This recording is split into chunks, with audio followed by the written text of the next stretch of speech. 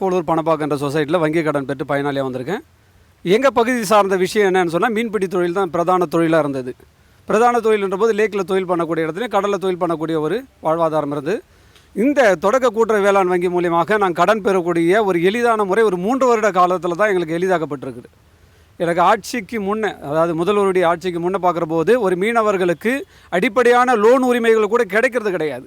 அரசாங்கத்தின் மூலியமாக கிடைக்கப்படுகிற சலுகை கூட மறுக்கப்பட்டிருந்தது. ஆனால் ஐயா முதல்வர் அவர்கள் வந்தபோது மீனவர்களுடைய வாழ்வாதாரம் என்ற வகையில் பார்க்குற போது எங்களுடைய அப்ளிகேஷன் ஒரு 3 நாள்லேயே எங்களுடைய பரிசீலனைக்கு எடுத்துக்கிறாங்க. பரிசீலனைப்பட்டு உடனே அவருக்கு என்ன பண்ணாங்கன்னா அழைப்பு கொடுத்து எங்களை வரவேற்கிற விதமும் அவங்க அமர வச்சு எங்களை தெளிவுபடுத்துகிற விதமும் எளிதாக்கப்பட்டிருக்கிறது. அதன் மூலியமாக எங்களுக்கு வங்கி கடன் கொடுக்குறாங்க. போட்டு வச்சுருக்கவங்களுக்கு 1,60,000 வங்கி கடனும், போட்டு இல்லாத சுய வேலைவாய்ப்பு மீன் வியாபாரம் பண்ணுறவங்களுக்கு 1,21,100 வங்கி கடனும் கொடுக்குறாங்க. இதன் மூலியமாக நாங்கள் ஒவ்வொரு மீனவரும் பயன்பெறக்கூடிய திட்டத்தில் நாங்கள் இருக்கோம். அது மட்டும் இல்லாத போது ஒவ்வொரு பதிவாளரும், இணைப்பதிவாளரும், துணை பதிவாளரும் எங்களை நேரடியாக அணுகிறாங்க. கூட்டுறவு சங்கங்களுடைய செயல்பாடுகள் உங்களுக்கு திருப்தியாக இருக்கா? கூட்டுறவு சங்கங்களுடைய செயல்பாடு மட்டும் இல்லாமல் உங்களுடைய வாழ்வாதாரத்துக்கு வழிவகுக்கிற வகையில் கூட்டுறவு செயல்பாடுகள் செயல்படுதா?